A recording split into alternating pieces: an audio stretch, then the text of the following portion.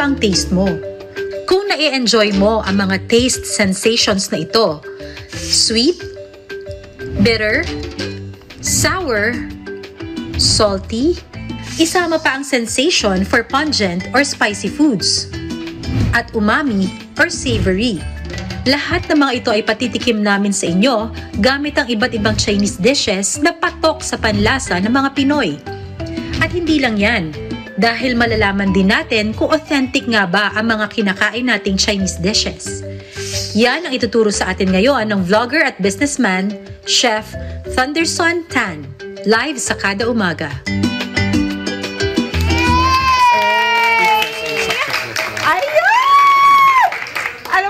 Pinoy, mahilig din sa Chinese food, di ba? At saka, talagang that makes a whole lot of sense, right, Emma? Tama. Kaya, i-welcome na po natin ang guest natin for today, si Chef Thunderson Tan! Hello! Chef, bati ka muna. In different languages. Mabuhay. Okay. Hi, how are you? Ni hao. Ni hao. Oh, iba. ano yan? Filipino, English, Ni hao, Mandarin. Mandarin. Then di hao, Hokkien. Diho? Di hao. Diho? Very good. Nihaw na tilapia ba yan, Chef? Ni hao na pusit. Liempo, liempo. Ni hao. Hindi, totoo yun Emma, nung nasa Hong Kong nga kami, yung anak ko si Brooklyn, kept on saying, inihaw, inihaw. Iba yung sabi ko, hindi inihaw, nihaw. Nagutom tuloy ako. Feeling ko sa akin nagmana si Julie. Pero magandang palatandaan yun. Inihaw, tanggalin mo lang yung i. Ni hao.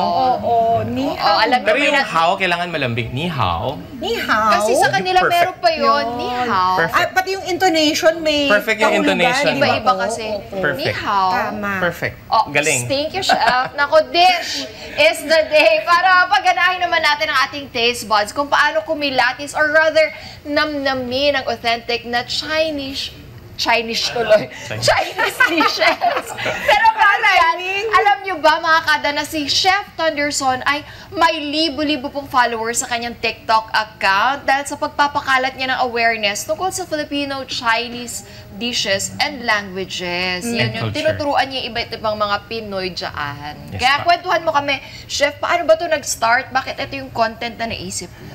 Kasi Chinese teacher ako and I'm very Filipino and I realized na maraming mga Filipino na hindi pa rin aware kung ano ba talaga kami mga Filipino-Chinese. Usually, pag sinabing Chinese, ang iniisip ng tao, lahat ng Chinese parehas. But actually, iba yung mainland Chinese sa Filipino-Chinese. Ang Filipino-Chinese ay Pinoy ang puso. Dugo lang ang Chinese. Bakit naman yung naisipan mo rin magbigay ng content about Chinese food? Kasi I'm personally a foodie also. So, I'm also a chef. So, Okay. I'm cooking. Yes. Ganon. And pero mas kilala ako bilang teacher. Yan. Tapos foodie rin. Mahilig kumain. Ganon. Mahilig magluto. You're a language teacher. I'm a no, language Chef? teacher. For 30 years, 3 Grabe. decades na. Umaga ako nag-start 17 years old. Oo.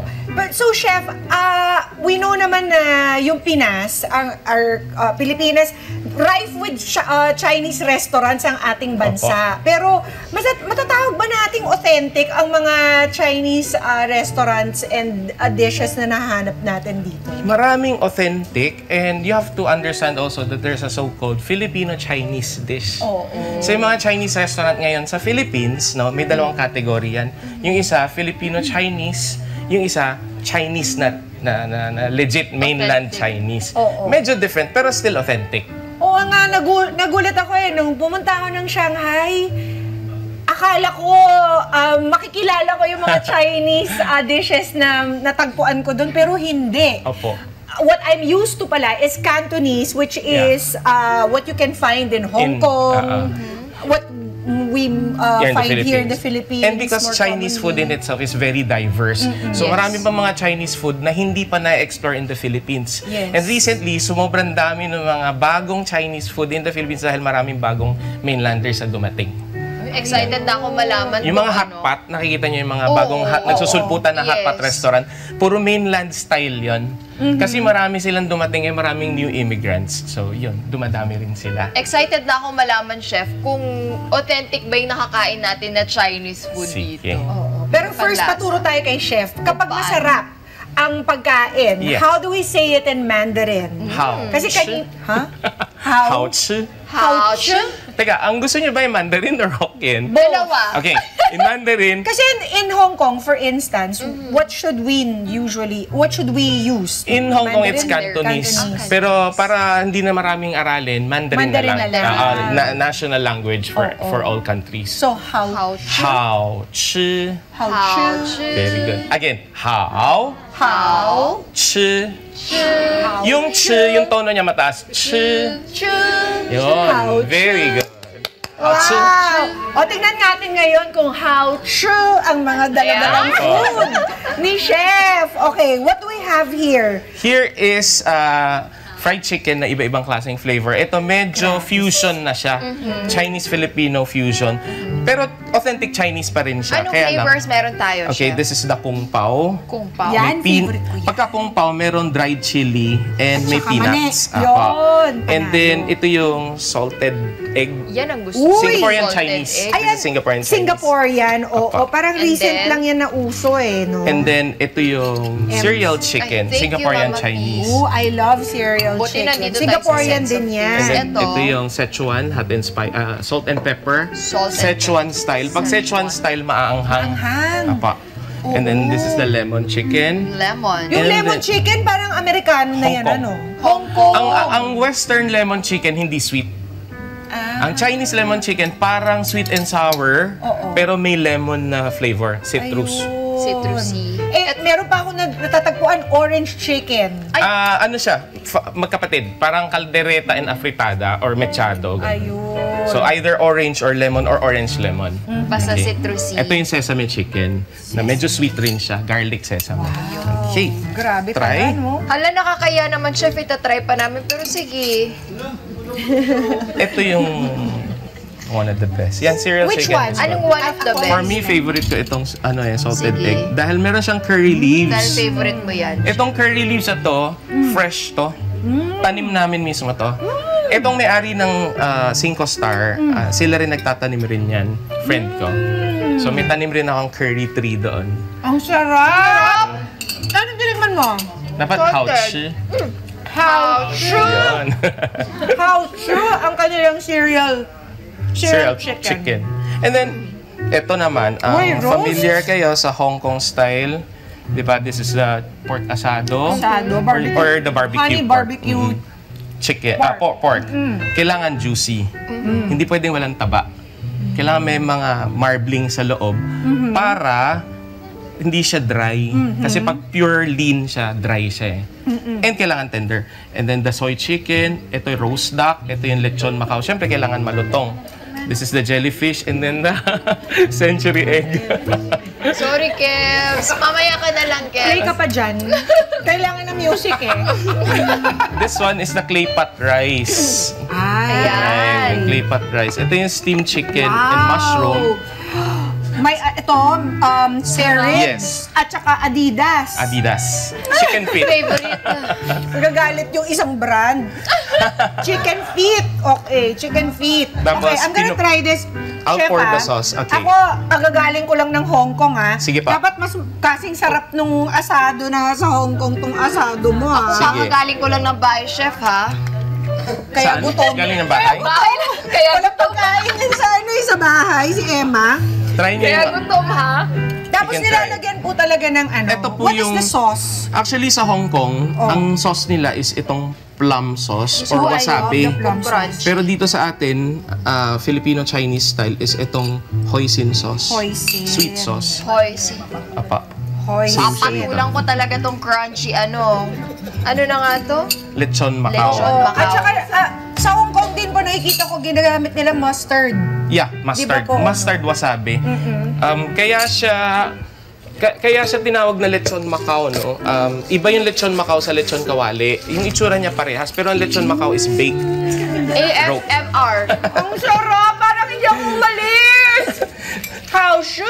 Hao-chu, hao-chu. Very Ang good, harap. chef. Crunchy nga. Very good. Salamat. Rinig niyo ba yun mga kada? Isa pa nga, How baka hindi niyo narinig. Okay. Harap. And then this is? This is the birthday canton noodles. Ito familiar ang mga Filipino rito. Always. Ang difference lang ng canton gisado sa birthday canton Chinese style is mamasa-masa yung Chinese style. May sauce. Di ba sa Filipino style gisado, Medyo dry. medyo dry siya. Oo. Yun ang difference niya. At minsan, chef, nakikita ko to, crunchy. Tsaka palang ilalagay yung sauce. Iba naman yun, fried noodles yun. Fried noodles. Yung nakalambitin ng, Oo. tapos may parang... Nako, chef, noodle na kukunin may- ko ang number nitong friend mo. Sige po.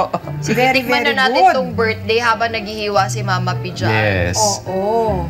At, and there are remaining dishes. Ingit This is ba kayong something I'm not lahat? familiar with. This is the beef tendon. Pag familiar kayo sa beef brisket rice, Oo. meron katabihan yung beef tendon. Ito yung ugat niya. Pero kailangan siyang pakuluan ng malambot. Ibe-braise siya hanggang maging tender. Oh, ito yung parang litid-litid na Litid. parang gelatinous. Gelatinous. Ang kanyang texture. Tapos, we have to try this, Emma, kasi usually kapag ganito, Mama P, pinapataba mo ba ako? very Ano po very yan? particular kasi meron tong star anise ba? Ito ba yung may meron. star Meron anise? siya star anise. So Pero mild lang. ang lasa niya parang pares, Parang diba? pares. Pares, ganun eh. Actually, yung beef brisket, yun na nga yung pares. Ayun, Oh. doon natin kinuha, Doon mga kinuha. Pinoy. ng Pinoy. Galing. Oh, ngayon, asan na yung kanin? Kailangan may kanin. Meron po, andito. Ama! Si Kevin. Ano Kev? Kev, you wanna Mamaya, try? Kev, sa Kev, huwag ka mag-alala. Hindi namin mauubos. Kev, sa'yo na tong jumbo shop. Oh. Ay! Isa niya na rice. Sige nga, chef. Tapos meron pang isang save the best for last, yung Ano luto po yun? ko. Ay! Wow! Si Yun yung chef mas kasi masarap. merong niluto just for us. Yun ay hindi pa kayo masyado familiar. What is it called, chef? And what is the main That ingredient? is called spinach egg tofu with 3 kinds mushrooms. Pakidala na lamang po sa dressing room namin. Wala po kami intention mag-share. Ang sarap! Have you tried the sweet and sour pork? Not yet, chef. Wow. Ano kaya ang pagkakaiba niyo, chef? Ito Filipino-Chinese na, no? So, pag ano siya, pag authentic Chinese, anong Pag difference? authentic, kailangan malutong yung pork. And you can notice the sauce. Hindi siya marami. Glazed lang. At syempre, kailangan yung wok mo malakas. Kasi merong tinatawag na wok hay. Kala ko wok. Yung bango. So, pagka ginisa siya sa wok, yung bango niya kakapit dun sa pork. Kaya meron siyang isang bango na hindi mo ma-describe. Oh. Ang sarap. Yun ang difference. Mga Kanet 25, this is Pia Guanyo Mago. For more Kada Umaga updates, please click the subscribe button and follow us on Net25 social media pages at Net25 TV and at Net25 Entertainment Facebook page. See you guys. Bye!